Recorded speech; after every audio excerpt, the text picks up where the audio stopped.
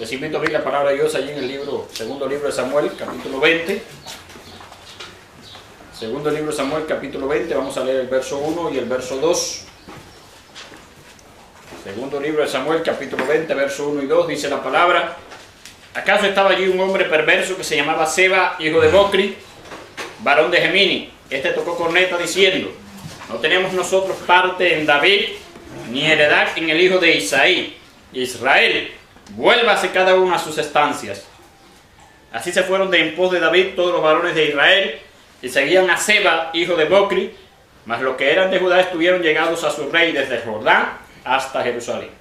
También quiero leer el verso 22 que dice: y la mujer vino a todo el pueblo con su sabiduría, y ellos cortaron la cabeza a Seba, hijo de Bocri, y echaronla a Joab, y él tocó la corneta, y esparciéronse todos de la ciudad, cada uno a su estancia, y Joab se volvió al rey a Jerusalén. Vamos a orar.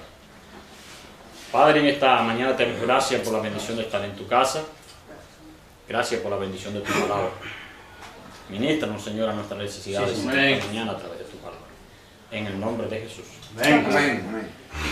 Bueno, el rey David acababa de afrontar una crisis con toda la nación de Israel. Todos conocemos la historia de Absalón. El reino acababa de reunificarse luego de que Absalón, el hijo del rey David, tratara de dividirlo. Y estaba en un momento muy sensible. Las partes de las tribus de Israel, del norte y la del sur, estaban haciendo las paces. Y en medio de este contexto aparece este hombre llamado Seba, que la Biblia define en el verso número 1 como un hombre perverso. Seba quizás era algún pariente de Saúl, no lo sabemos, pero era de su mismo tribu. Saúl era el rey después. Y la Biblia, hablándonos de este hombre, dice que este tocó corneta y dijo algo que iba a trastornar el proceso de paz dentro del pueblo de Dios. Yo busqué la palabra perverso en el diccionario de la Real Academia Española y dice que perverso es algo sumamente malo, que corrompe el orden y estado de las cosas. Por tanto, Seba representa todo lo malo, todo lo perverso, todo lo que destruye el orden de las cosas y el estado de las cosas, tanto en nuestras vidas como, ¿por qué no decirlo así?, también a veces en nuestras congregaciones. Ahora, a mí me llama la atención el fin sangriento de Seba. La Biblia dice que Seba, sitiado en una ciudad, asediado por las tropas del rey David, guiados a aquella ciudad por una mujer, el final de él fue triste. Dice que le cortaron la cabeza. Y cuando yo analizaba esto ayer me preguntaba, bueno, ¿por qué fue tan necesario cortarle la cabeza a Seba? ¿Por qué era necesario que la cabeza de Seba fuera totalmente decapitada? Bueno, sencillo. Había algunas razones que se encuentran ahí en el verso 1 y el verso 2. Y la primera de ellas era que Seba era una amenaza para la identidad nacional del pueblo de Dios. Dice el verso 1 que Seba, tocando corneta, dijo: no tenemos nosotros parte en David, ni heredad en el hijo de Isaí. En aquel momento sensible que estaba viviendo aquella nación, Seba estaba cuestionando la misma esencia de su identidad nacional. ¿Quién era David? Vamos a ver allí lo que nos dice la palabra de Dios en 1 Samuel, primer libro de Samuel, capítulo 13, verso 14. Dice, hablando el Señor por medio de Samuel a Saúl: mas ahora tu reino no será durable. Jehová se ha buscado varón según su corazón, al cual Jehová ha mandado que sea capitán sobre su pueblo, por cuanto tú no has guardado lo que Jehová te mandó. David era el hombre escogido por Dios. Lo que dice la Biblia de David no se dice de otra persona, era según el corazón de Dios. Era el ungido de Dios, era el instrumento elegido por Dios para aglutinar a la nación. Era la misma representación de Dios dentro del pueblo de Israel. Y Sebas estaba diciendo, no tenemos parte con David. No tener parte con David era no tener parte con Dios. Porque David era el instrumento que representaba la voluntad de Dios para Amén. No tenemos parte con David. Era lo que el pueblo estaba en ese momento sintiendo que era. Pero no solo dice no tenemos parte. Dice no tenemos ni heredad con el hijo o en el hijo de Isaí. Es decir, mis queridos hermanos, que Sebas no solo estaba cuestionando la esencia de la nación en el presente, sino también en el futuro.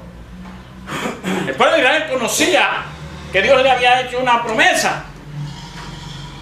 Y el pueblo de Israel sabía que David era el instrumento de Dios para llevar a cabo los planes de Dios para el futuro. Venga. Pero el pueblo de Israel también sabía que a través de la línea davídica vendría alguien mucho más importante dentro de los planes de Dios. Y cuando dicen no tenemos heredad con el hijo de Isaí, Sebas estaba cuestionando el futuro de ellos como nación dentro de los planes de Dios. Eso.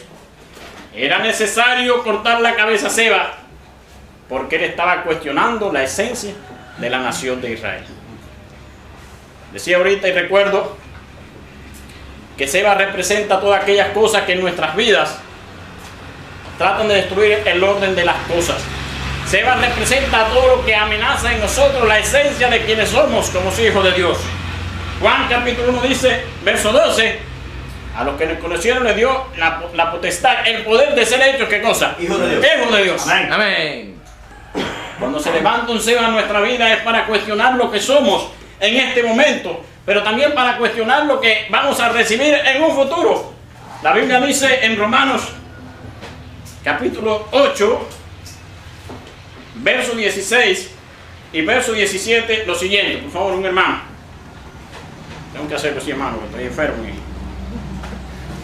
Romanos 8. 8, 16 y 17. Tengo el pasaje aquí. Dice de la siguiente manera.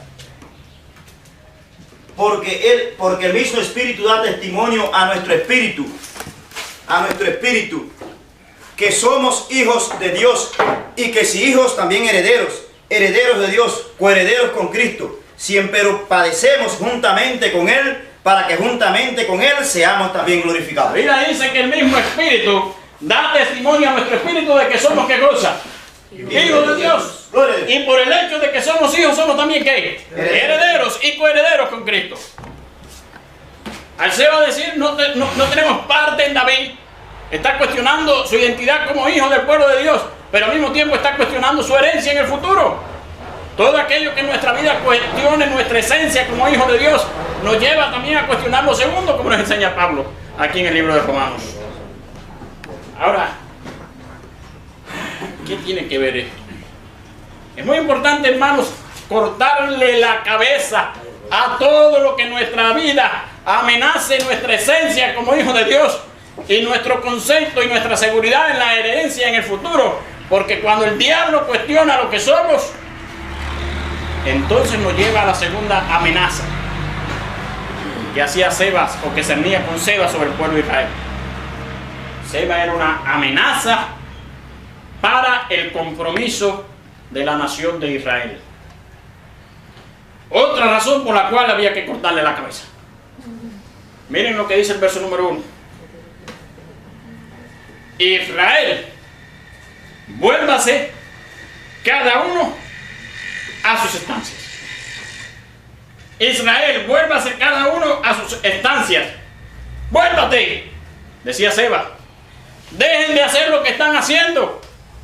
Dejen cooperar con David. Estén tranquilos. No sigan sirviendo de esa manera a este rey. ¿A dónde tienen que ir? A sus casas. La palabra estancia, según el diccionario, es una mansión, es una morada donde viven las personas. Es decir, Sebas estaba diciendo, dejen de hacer eso y mejor quédense tranquilito en su casa sin comprometerse con este rey que no vale la pena. ¿Saben una cosa, mi hermano? Primero Sebas le dice, ustedes no tienen parte con David, no tienen herencia y por tanto no tienen por qué servirle. Así se manifiestan los Sebas en nuestra vida. Cuando se siembra la semilla de la duda de lo que somos, entonces nos tenemos que preguntar, si no somos eso, ¿por qué tenemos que hacer lo otro? Detrás de cada creyente pasivo, detrás de cada creyente que ha dejado su compromiso de servicio al Señor, hay una persona que tiene problemas de identidad como cristiano, como hijo de Dios. Porque el primer ataque del diablo nos lleva entonces a cuestionarnos las cosas que hacemos. Lucas capítulo 24, verso 13 en adelante nos ilustra esto un poquito más claro. ¿Hasta dónde? Iban camino a Emaús, aquellos dos discípulos que habían presenciado el sacrificio de nuestro Señor. Y allí en el verso número 13 nos dice que ellos iban de camino de Jerusalén a Emaús. Conocemos la historia que el Señor se le acerca a ellos. ¿Qué dice el verso 21? Mas nosotros esperábamos que Él era el que había de redimir a Israel. Y ahora sobre todo esto, hoy es el tercero día desde que esto ha acontecido. Y el verso 19 ellos le dicen al Señor, estamos hablando de Jesús Nazareno, varón profeta, varón que fue profeta. Lo que ellos eran tenía que ver con quién era la persona de Jesús, pero al morir Jesús, ellos habían perdido de vista lo que ellos eran y por tanto, ¿qué iban a hacer ahora? Nosotros esperábamos que Él iba a redimir a Israel. Cuando usted siente en su corazón un Seba apareciéndose, un pensamiento, o cuando viene alguien con un Seba a su mente, diciendo, ¿para qué tú haces las cosas por Dios? ¿Por qué seguir sirviendo al Señor? No vale la pena seguir sirviendo al Señor. Cuando vienen ese tipo de pensamientos a su mente que te dice, mejor quédate tranquilo en tu casa, que no vale la pena comprometerse con el pueblo de Dios. Saque la espada del Espíritu y córtele la cabeza. Amén. Gloria a Dios. Porque detrás de ese tipo de cosas está el diablo amenazando su compromiso con la obra del Señor. Amén.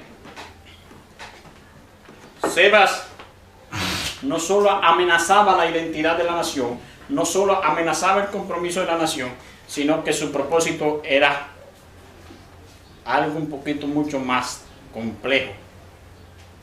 Y era que amenazaba el rumbo de aquella nación. Miren lo que nos dice el verso 2, por favor. La primera parte del verso 2, ayúdenme. Así se fueron de en pos de David todos los varones de Israel. Siga. Y seguían a Seba, hijo de Bocri. Mas los que eran de Judá estuvieron llegados a su rey desde el Jordán hasta Jerusalén.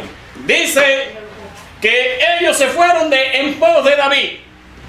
Hermano, si yo no tengo parte con David, si yo no tengo heredad con David, si yo no tengo que seguir sirviendo a David, si me voy para mi casa, ¿por qué tengo que seguir a David? Sebas había trastornado el rumbo de aquella nación, pero al final ¿a quién estaban siguiendo a ellos? A Sebas. Dice que dejaron de ir en pos de David y comenzaron a seguir a Sebas. Cuando usted lee la palabra de Dios, ahí en Lucas capítulo 24, te hablamos de esta historia de los cristianos de Emaús. Aguanta, que yo estoy bajo una situación diferente. Hay cobertura ahí. No, yo tengo que hablar despacio y tengo problemas de salud. Lucas 24 dice que ellos llegaron, el verso 28, a la aldea donde iban. Y él hizo que iba más lejos. ¿Dónde iban ellos? Para una aldea. Habían perdido su rumbo.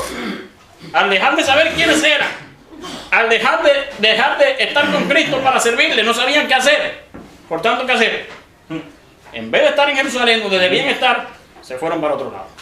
Pero fíjense que cuando en el verso 33 ellos comprenden su error, dice que levantándose en la misma hora y se volvieron ¿a dónde?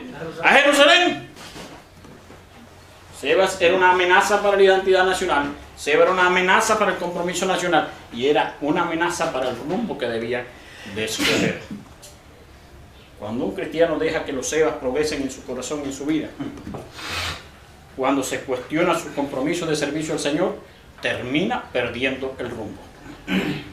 Exactamente. Dese en cuenta. Cuando usted ve a un cristiano que no sabe para dónde ir, ni sabe qué hacer, que ha perdido el rumbo. Anda con Seba. El problema empezó mucho antes, empezó con un Sebas. Amén. Hay una historia que todos conocemos. Dicen que, estoy cortando también ahora, ya estoy haciendo mi parte, ¿no? Dicen que había un barbero que tenía el privilegio de afeitarle la cabeza al Führer, Adolf Hitler, y de pelarlo. Que cuando lo estaba afeitando, él le dijo a Hitler: ¿cuántos quisieran tener esta cabeza como la tengo yo en este momento? Para cortarla. Y dicen que Hitler se cayó la boca. Pero cuando el hombre terminó, Hitler le dijo: cojan y mátenlo. Corten la cabeza. Y el hombre dijo: pero oye, ¿cómo que me van a matar si yo no lo hice? Y dice: no lo hiciste, pero lo pensaste. Si usted no le corta la cabeza a Seba, Seba se la va a cortar a usted.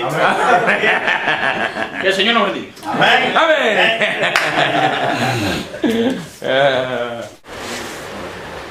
Ok, 25 motivos por la predicación de la calle. Número 1, el Señor nos ha ordenado predicar las calles. Isaías 58.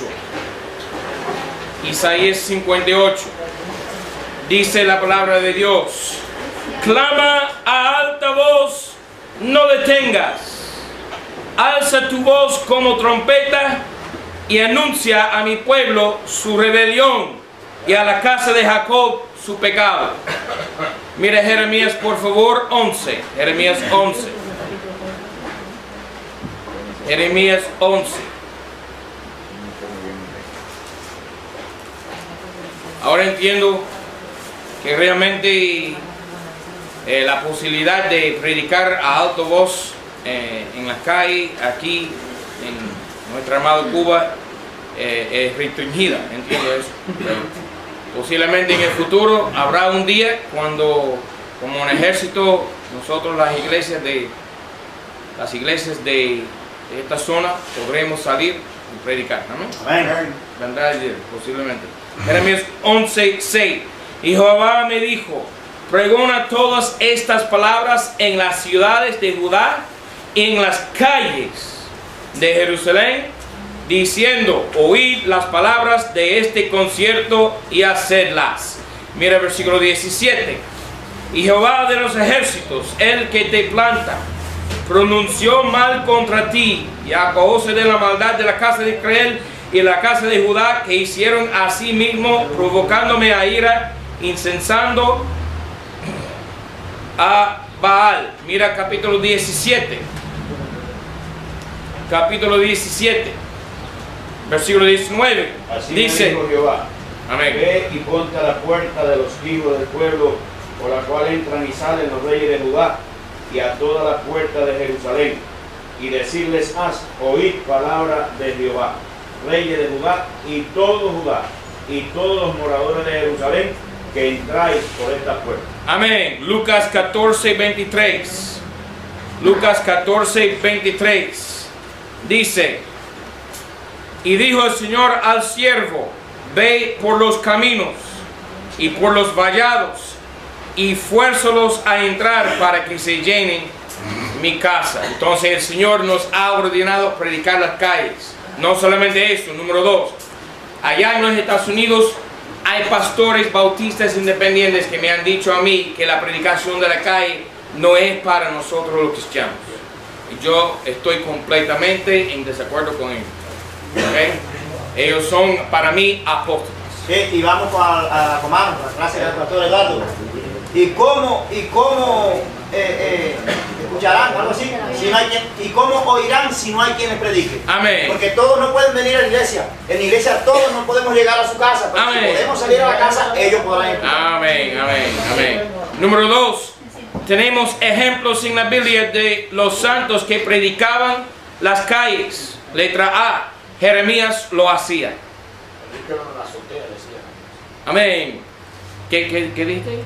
Que El prediquen. pasaje que dice que lo prediquen en la azotea. La azotea. En la placa de la casa, arriba. Ah, amén, amén, amén.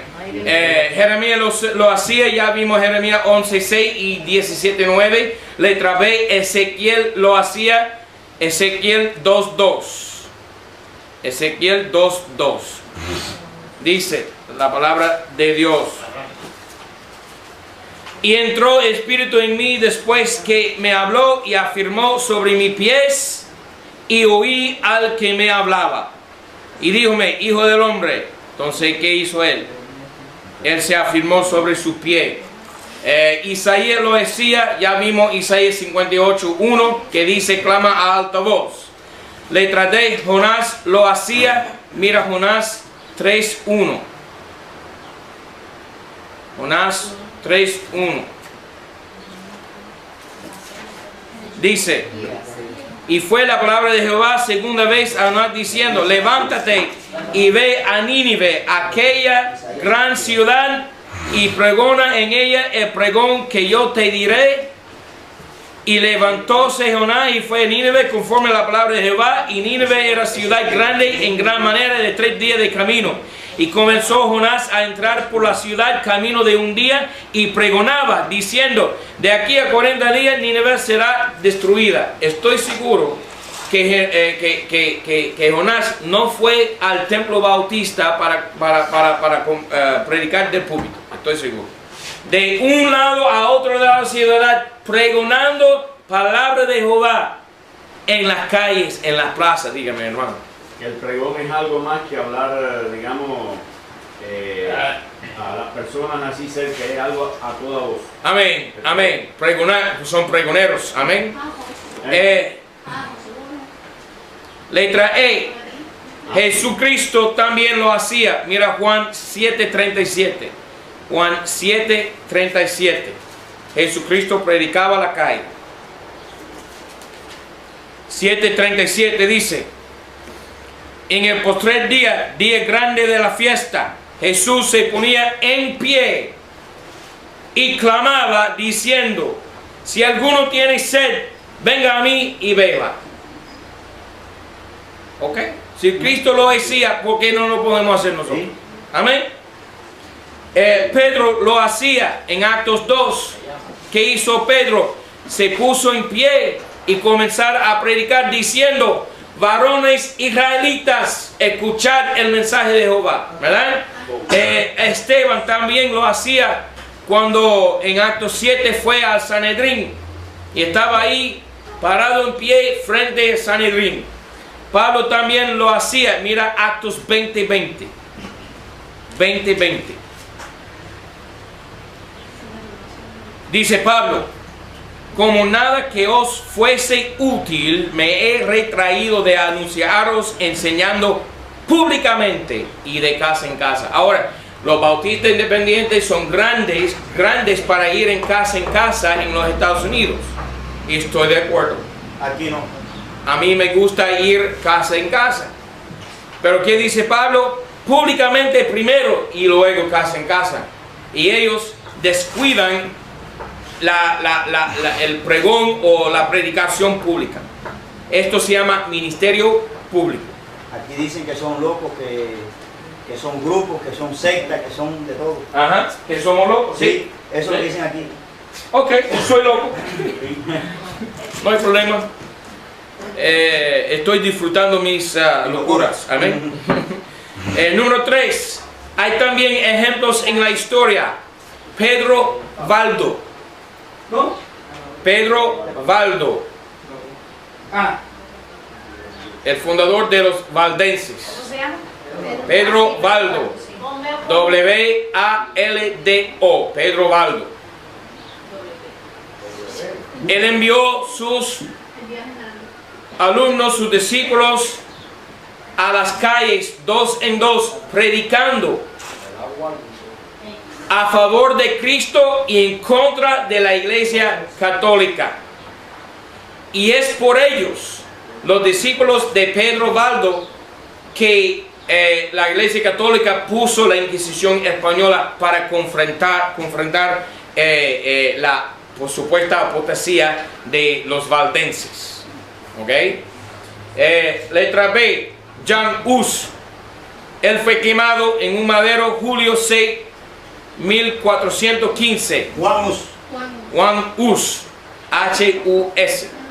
Juan Hus. Y él dijo, entre comillas, Dios es mi testigo que la evidencia que me traen en contra es falsa. Nunca he pensado hacer ninguna otra cosa excepto rescatar hombres del infierno. Y él era pregonero de la calle. Letra C. Lutero era predicador de las calles. D. Calvino era predicador de las calles. Letra E. George Whitefield. George Whitefield.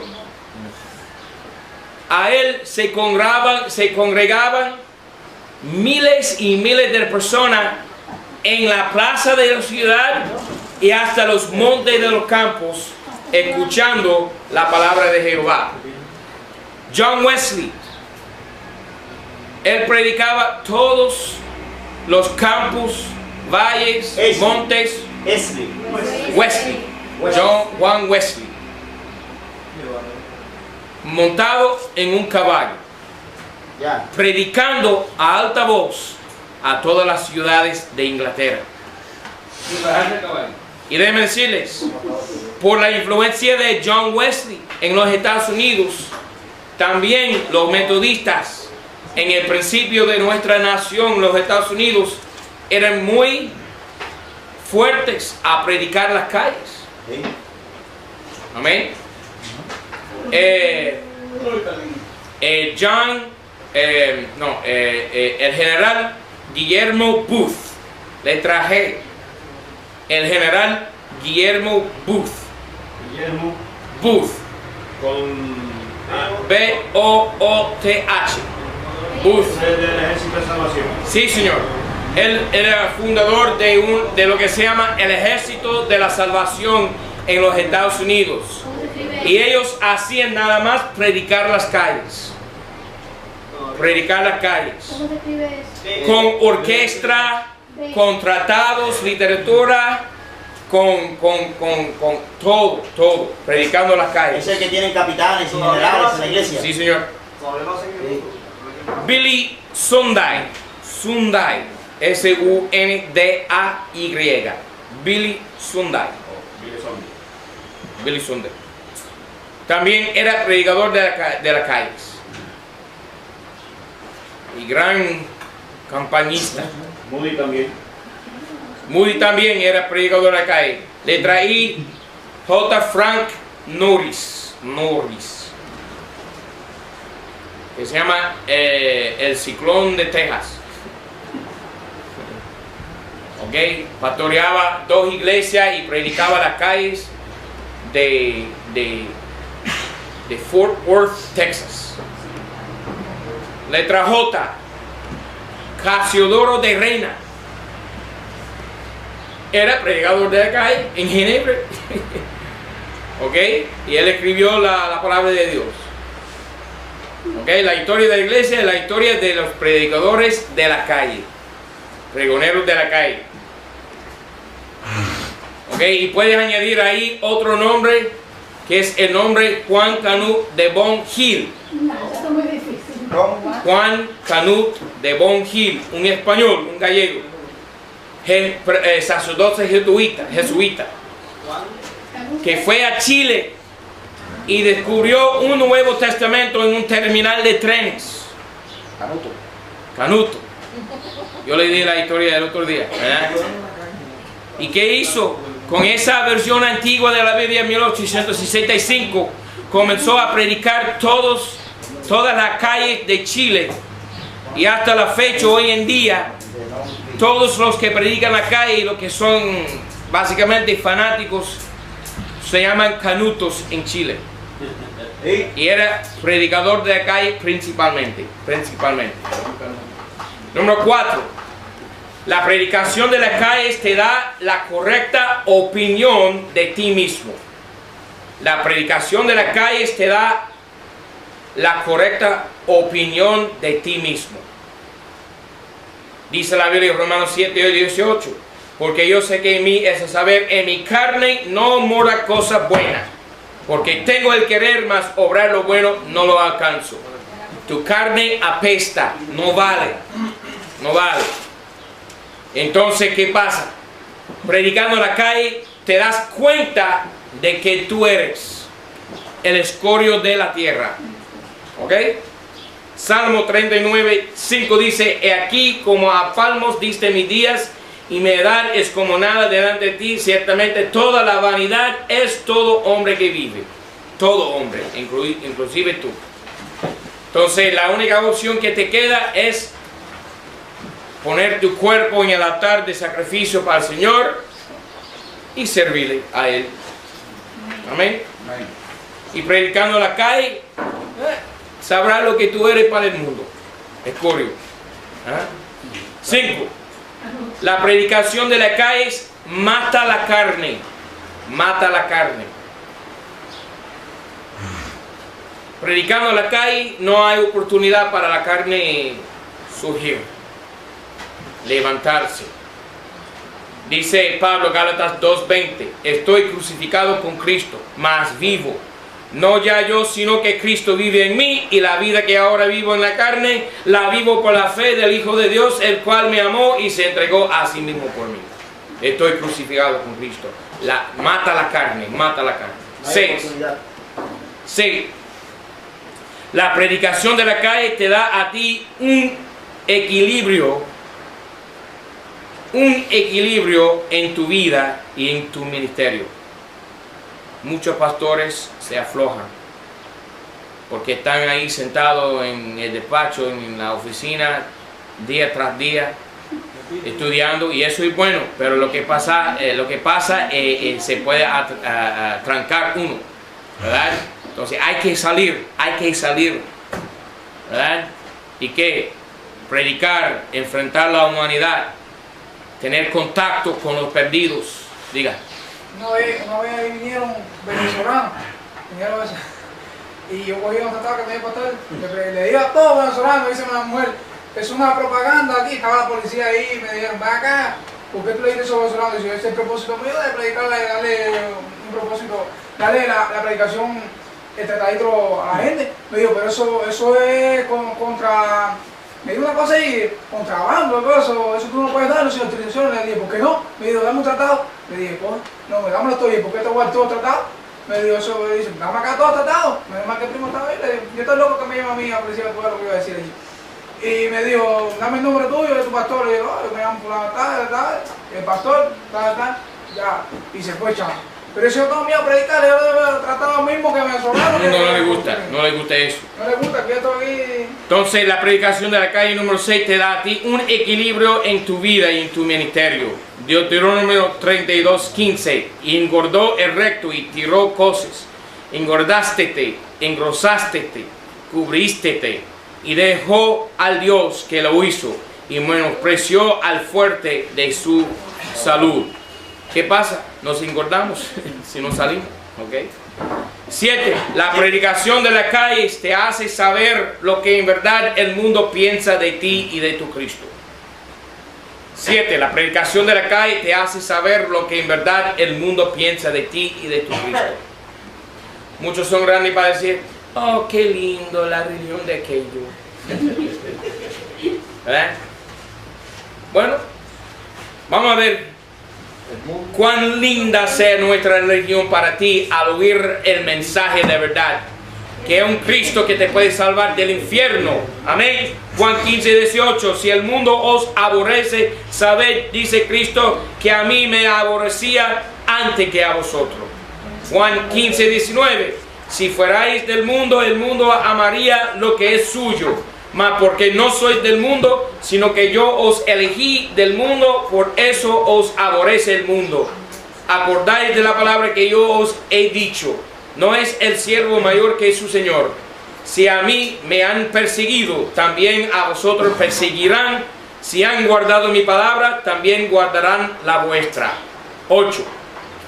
La predicación de la calle te identifica con Cristo públicamente. Amén. Públicamente. Te identifica con Cristo públicamente. Marcos 8:38, porque el que se avergonzare de mí y de mis palabras en esta generación adulterina y pecadora, el Hijo del Hombre se avergonzará de él cuando vendrá en la gloria de su Padre con los santos ángeles. Entonces, ¿qué? No podemos avergonzarnos de Cristo, para que no seamos avergonzados en su tribunal. 9. En la predicación de las calles, de vez en cuando, algunos se convierten a Jesucristo. Algunos se convierten a Jesucristo.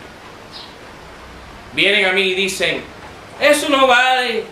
Van a rechazar el mensaje, no quieren escuchar, no van a querer oír lo que está diciendo.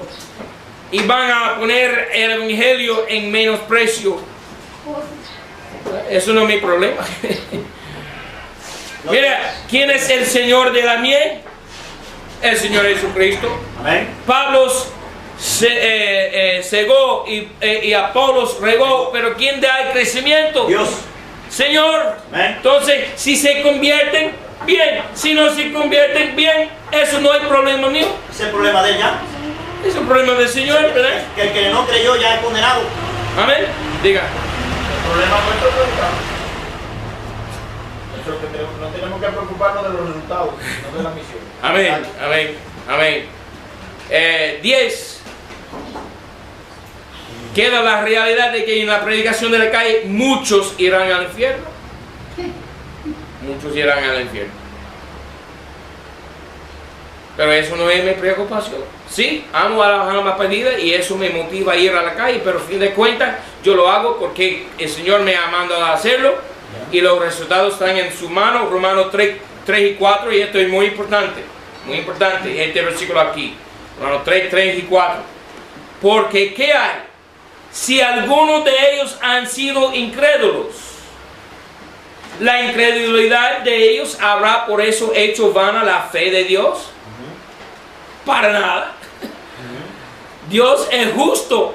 Vayan al infierno o no vayan. Eso no importa. Dios siempre es bueno y justo. Diga. Amén. ¿Cuál es el texto que dice el fin de todas las cosas se acerca? Arrepentir y creer al evangelio.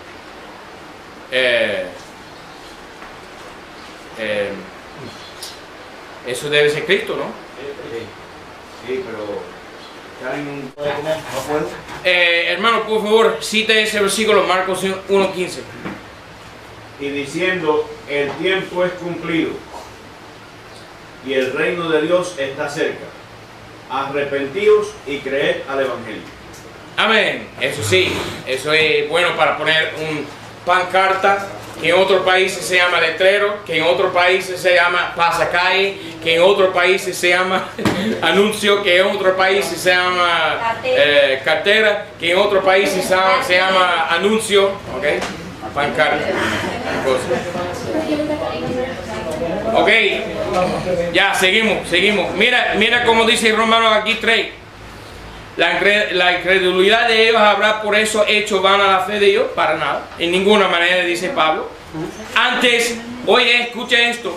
Sea Dios veraz y todo hombre mentiroso, como está escrito, para que seas justificado en tus dichos y venzas cuando fueres juzgado. Ahora, yo sí te puedo decir que uno de mis motivos para predicar la calle es el amor que tengo para la alma perdida.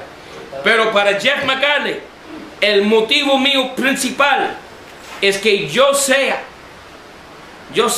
útil al Señor, que en el día final yo le justifique a Dios. Porque mira, habrá un día cuando el perdido, el impío, dirá a Dios, pero yo nunca oí el mensaje, nunca me enseñaste el mensaje. Y Dios va a salir con una pantalla y Él va a dar la película de aquel mismo impío estando paseando por una calle y un predicador de la calle, sea yo, sea tú, anunciando el evangelio y la persona recibiendo un tratado y machacarle el tratado y echarlo en el suelo. Lo pisaron. Y pisando el evangelio, y ese impío no tendrá excusa y Dios será y quedará justificado. Mira cómo dice aquí, para que seas justificado en tus dichos y venzas. ¿Quién? Dios. Esto habla de Dios. Venzas tú, Jehová, cuando fueres juzgado. Dios será juzgado por el impío. No, nunca me dijiste nada. Ay, película. ¿No te dije? Ahí mi siervo. Entonces, el motivo principal de Jeff McGarry, yo sí amo las almas. Y eso es un motivo grande en mi vida. Quiero que las personas se convierten. Eso sí es cierto. No tiene que dudar nada en Jeff McGarry en eso. Pero mi motivo principal es que Dios sea en todos momentos justificado. Amén. Y si Él me puede utilizar a mí para justificarle, grande cosa para mí. Amén. Amén. 11. En la predicación de las calles. Cualquiera que viene el son de la corneta, si no se apercibiere y viene la espada y le tomare, su sangre será sobre su cabeza. Amén. Exactamente. Cita eso nuevamente con voz alta. No puede. Ezequiel 33:4. Cualquiera que oyere el son de la corneta y no se apercibiere, y viniere la espada y le tomare, su sangre será sobre su cabeza. Amén.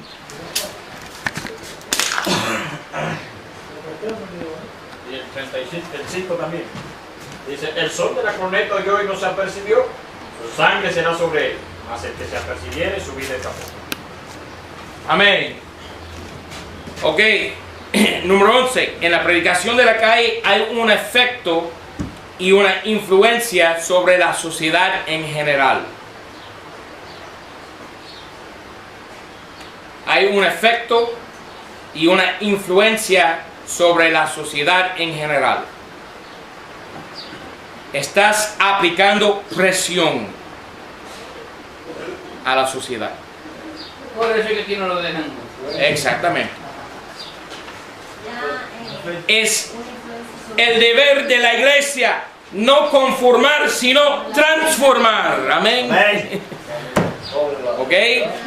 Estás poniendo presión. Estás ¿qué? Restringiendo la carne de esta ciudad. Porque mira, si la iglesia se calla, la carne sobrepuja y lleva la sociedad al infierno. La arrastra completa. Exactamente. 12. En la predicación de las calles se puede alcanzar más gente que por cualquier otra forma de evangelizar. Ejemplo. Vamos a darnos cuenta de una realidad. Las personas no van a venir al culto. De vez en cuando un visitante aquí, un pariente aquí que viene con miembro, un vecino aquí. Pero básicamente la gente de afuera no tienen interés a congregarse con nosotros. Entonces tenemos que ir afuera. En la predicación de puerta en puerta, sí, tú puedes alcanzar bastantes personas, ¿verdad? Con mensaje. Eso es verdad. Y tú puedes tener hasta un ministerio de guagua, de autobuses allá. Muchas iglesias tienen autobuses grandes que van a todos lados y recogen niños. Yo soy a favor de todo eso. También hay otros modos de alcanzar personas, como la televisión y la radio. Y me percato de eso, ¿verdad? Pero la persona al mirar la televisión puede apagarlo, ir a otro canal, Sí. ¿verdad? Pero cuando tú estás parado en la calle, pueden irse, pero mientras huyendo de la predicación, tienen que escuchar. Pueden taparse los oídos. Pueden tapar hasta los... Escucha la predicación. Pero escuchen de todo. Es inevitable no escuchar. Amén. Entonces, tú puedes alcanzar más personas con el mensaje, ¿verdad?, que cualquier otra forma de evangelización. Es la forma más eficaz de alcanzar el oído del público. ¿Ok? Amén. 13. En la predicación de las calles, la gente tiene que escuchar. Ya dijimos eso. Tienen que escuchar, no hay opción. Pueden huirse, pueden ir corriendo. Irse corriendo. Pero mientras corriendo, tienen que escuchar. 14. En la predicación de la calle se mantiene un efecto sobre el oyente por mucho tiempo después de que haya dejado de predicar y salir. Es decir esto. La persona, ok. 14. En la predicación de la calle se mantiene un efecto sobre el oyente por mucho tiempo después de que haya dejado de predicar y salir. Es decir, que las personas, la impresión de un pregonero de justicia, un predicador de la calle predicando la palabra de Dios, esa impresión está grabada en el corazón y la mente de la persona por muchos años después. No, nunca se olvidarán de aquel momento. 15. Es muy triste que muy pocas iglesias predican las calles de hoy en día. Nosotros entendemos bien el concepto del pregonero, que está muy de moda en Cuba ahora. Y el pregonero es quien sale a vender, por ejemplo, maní, o sale a vender el pan. Todas las mañanas en Carolina digo que pasa, pan, pan. ¡Ay, panadero! Y entonces, ¡Ay, maní! eso no quiere decir que... ¡Ay, Cristo! ¡Amén! No quiere decir que todo el mundo va a comprar el pan. Y quien le compra hoy, quien no le compra hoy, mañana le puede comprar. Amén. Pero ellos siguen pasando. Y si ese día no venden nada en esa calle, el otro día vuelven. No se desaniman. Amén. No insisten. Wow, eso es un mensaje en sí, ¿no? Aquí en Cuba. Amén. Me encanta eso. 15. Es triste que muy pocas iglesias predican la calle hoy. 16. La predicación de la calle hace más firme tu fe en Cristo y su evangelio por ver los resultados. ¿Hace más? 16. La predicación de la calle hace más firme tu fe en Cristo y su evangelio por ver los resultados y las reacciones de la gente a tu predicación. Tú vas a ver que los que odian a Cristo te odian a ti, y los que aman a Cristo van a pasear y decir amén, hermano, así. Ahora es impresionante que la reacción de los carismáticos, de los pentecostales, porque siempre ellos vienen, son los únicos, hasta los impíos. Bueno, muchos impíos sí se burlan, pero hasta los impíos les agrada la predicación porque es una cosa rara, una novedad. Pero muchos de los carismáticos vienen y dicen, ¿por qué estás haciendo eso? ¿Por qué no estás predicando el amor de Jesucristo? Esto no es para la calle, esto es para la iglesia. Mayormente los pentecostales. Y lo que ha pasado es ellos cogen celos. Ellos piensan que ellos son todos, ellos son los únicos que tienen celo por el Señor, que tienen ánimo por el Señor. Y al ver un predicador de la calle, dice, esto no vale el tiempo, esto no es el amor de Cristo, porque está predicando condenación. No, nosotros predicamos la condenación y el amor de Cristo, luego, ¿verdad? Hay siempre dos polos en la batería del carro, siempre, ¿verdad? Yo les he enseñado eso, equilibrio, que mensaje negativo primero y mensaje positivo segundo, ¿verdad? Tú eres un pecador, vas al infierno, Cristo vino a salvar pecadores, arrepiéntete. Okay. Pero son principalmente los pentecostales que se oponen. Eso es interesante. 17. También hay otros grupos, los católicos también se oponen. 17. Por la predicación de la calle, muchas personas que nunca pudieron tener la oportunidad de oír el evangelio de Cristo durante toda su vida, lo oirán. Romanos 15, 21. Antes, como está escrito, a los que no fue anunciado de él, estos verán, y los que no oyeron, entenderán. Por la predicación de la calle. ¿Qué? ¿Ah? Por la predicación de la calle. Ajá, sí, muchas personas que nunca pudieron tener la oportunidad de oír el evangelio de Cristo durante toda su vida, lo oirán. Muchos irán de evangelio. Permiso ahí. 18. La predicación de la calle fuerza al predicador repensar lo que él cree respecto a la Biblia.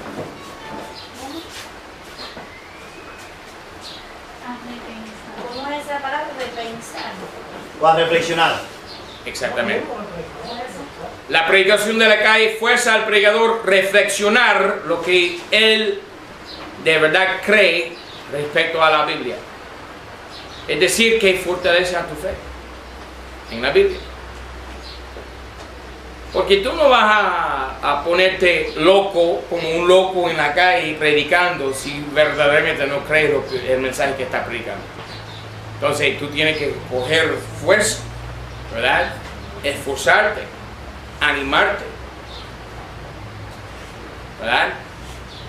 Y evaluar el mensaje nuevamente diciendo, yo sí creo que si no fuera por Cristo todo el mundo va al infierno. ¿Lo crees o no lo crees? Y si lo crees, no hay problema, predicarás. Y si no lo crees, tú no tienes ánimo ni valentía para poder hacerlo. 19. La predicación de la calle mantiene la línea de separación entre el cristiano y el mundo. Si tú estás ahí en la zona roja de la ciudad, cantando, bailando, emborrachándote, ¿verdad?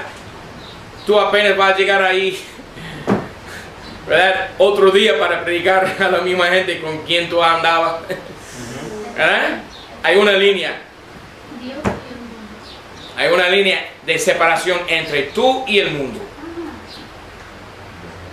En una ocasión, yo estaba con una iglesia allá en los Estados Unidos y un hermano nuevo convertido a la iglesia fue con nosotros a predicar en un distrito rojo, es decir, ¿eso se usa aquí en Cuba?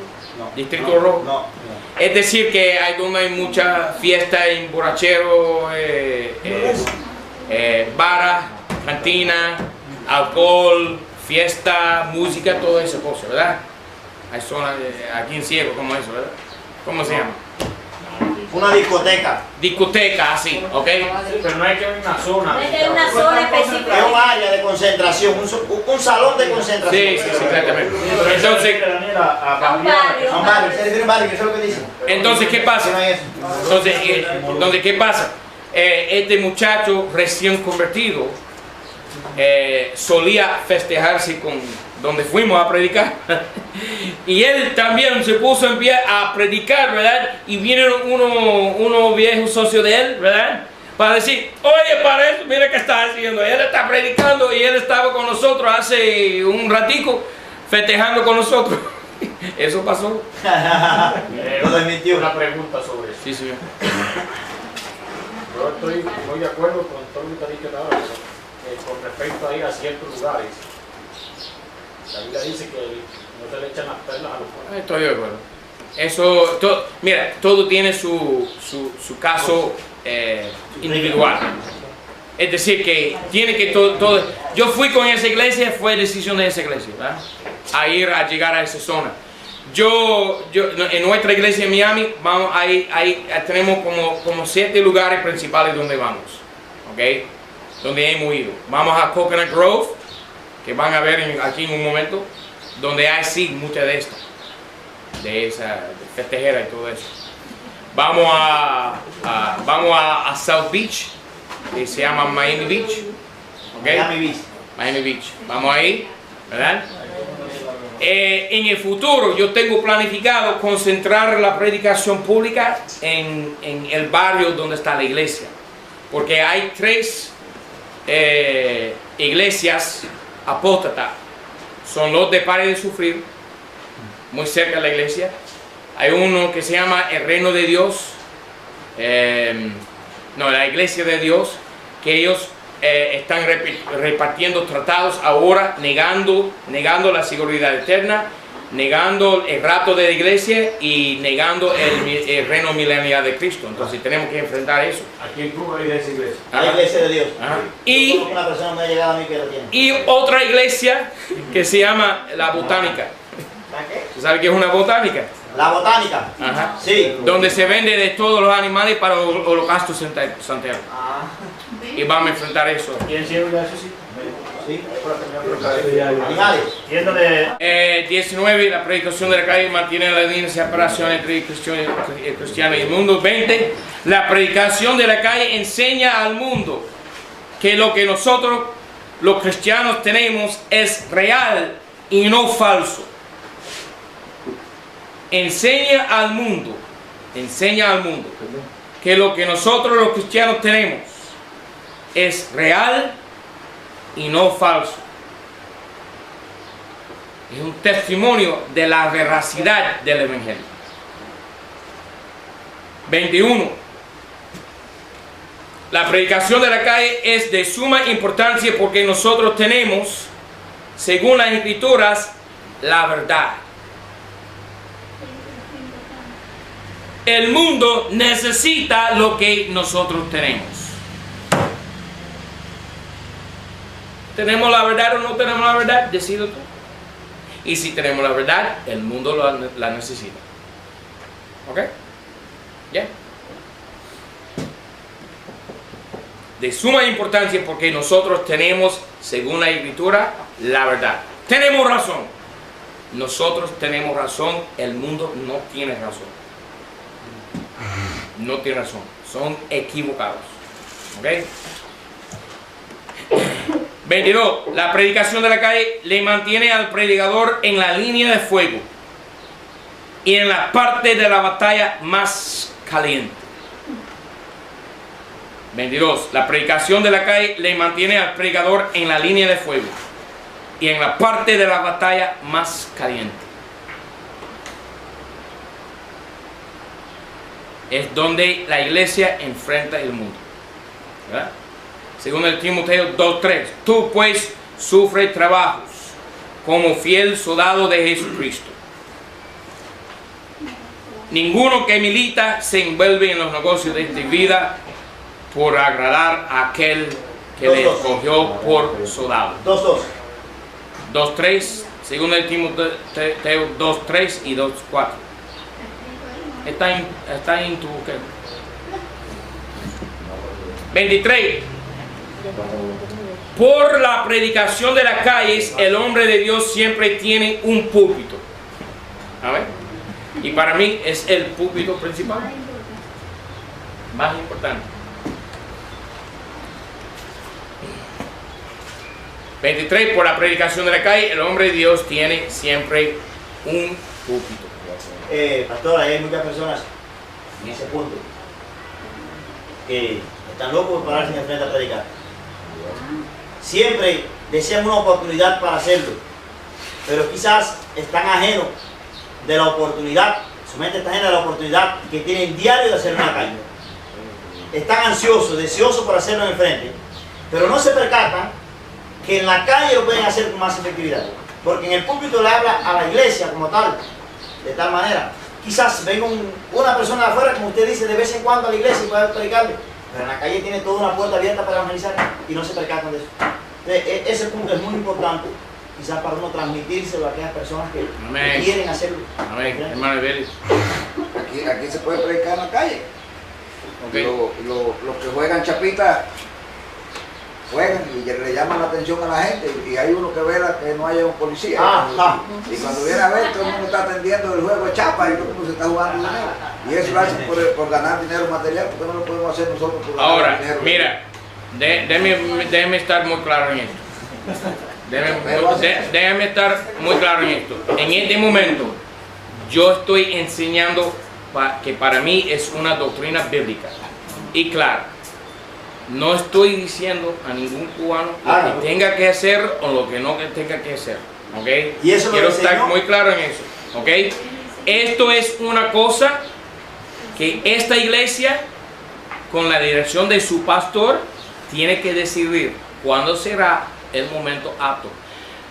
me parece que habrá un momento cuando se puede solicitar de los oficios el permiso de ir a un parque y pregonar. No sé, ¿ok? Sí. Decídelo tú, ¿ok? Por favor, no hagas algo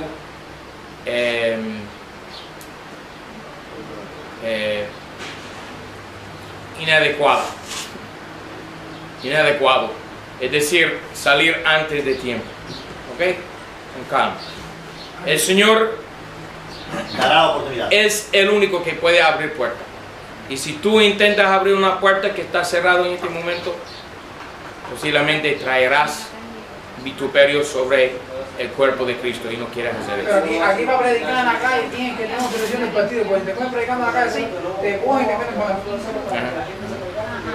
Sí, hermano. Nosotros no podemos, o no nos es permitido, salir a gritar por las calles, arrepiéntanse.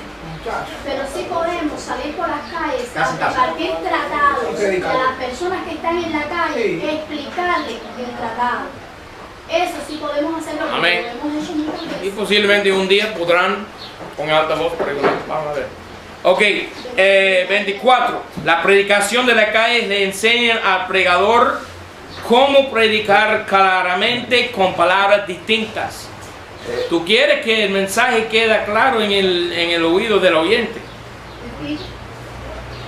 La predicación de la calle le enseña al predicador cómo predicar claramente con palabras distintas.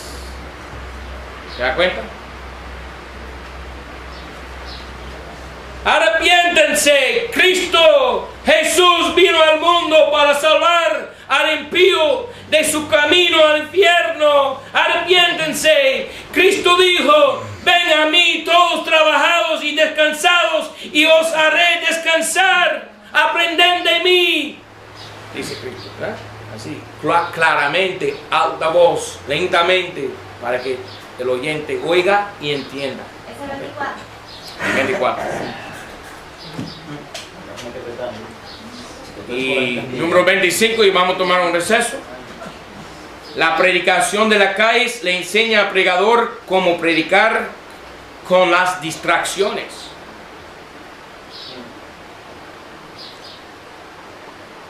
Un ejemplo. Tome el mando de la cámara. Hermano Gilberto, ven acá. Tú eres un espío. Si él está por ahí. Hermano Eduardo Roy, por favor, ven un momento. Padre. Distracciones, con las distracciones. Y yo voy a enseñar esto después, pero un breve ejemplo de esto. ¿Ok? No veo. Sí, no veo. Quédese ahí. Yo soy un pregonero de la calle, él es otro pregonero de la calle. Me toca predicar yo y él va a ayudarme, ¿verdad? Póngase. ¿Yo? Sí, ahí. ¿Ok? Y yo estoy predicando. Tú eres un espíritu, tú vas a venir a mí y enfrentarme, gritando, diciendo cualquier cosa que esto no va, tú eres un loco, va. Así, ¿ok? Estoy con el cartel. El cartel. La Biblia dice: cree en el Señor Jesucristo y serás salvo tú y tu casa. Debo decirte, mi amigo. ¡Fanático! No, pero mira, fréntame. ¡Loco! La Biblia dice: cree en el Señor Jesucristo. Cree en el Señor Jesucristo, serás salvo tú y tu casa. ¡Un loco que estás haciendo! ¿Qué estoy haciendo? Sigo predicando. Ahora es ideal. Mira, yo he tenido impíos en mi cara así. Él gritando en mi cara y yo gritando también. Pero sigo con el mensaje. Mira, venga acá, hermano. ¡Pastor! Y si te golpea, Muchacho. Recibo el golpe. Ah, loco. ya. Yo no vuelvo a golpear. No. Yo como Cristo voy a recibir el golpe. Y he sido golpeado. Sí. Sí. Una vez. Ok, ahora es ideal que cuando viene el loco, ¿qué pasa? El otro hermano, ¿qué pasa? Él corre la interferencia, ¿verdad? Para que el mensaje siga predicándose, ¿verdad? Entonces él puede ahora tratar con el loco. A veces el impío no le hace caso al otro hermano, porque él quiere acabar con la predicación, ¿verdad? El diablo. Pero mira, yo y voy a terminar con esto. Una vez fuimos a la playa en Pensacola, ¿verdad? Y yo estaba predicando, y una banda de gangsters llegaron a mí, ¿verdad? Y iban a acabar conmigo. Y los policías de otro lado venían y los prendían. Yo seguía predicando. Ahí estaba. Yo me estaba maravillando cómo yo podía seguir con la predica, porque ahí estaban los policías como una borrota ahí, agarrando a la persona, poniendo a la esposa en su mano. Y uno de los policías, aunque nos estaban defendiendo, me mira a mí y yo le miré a él predicando.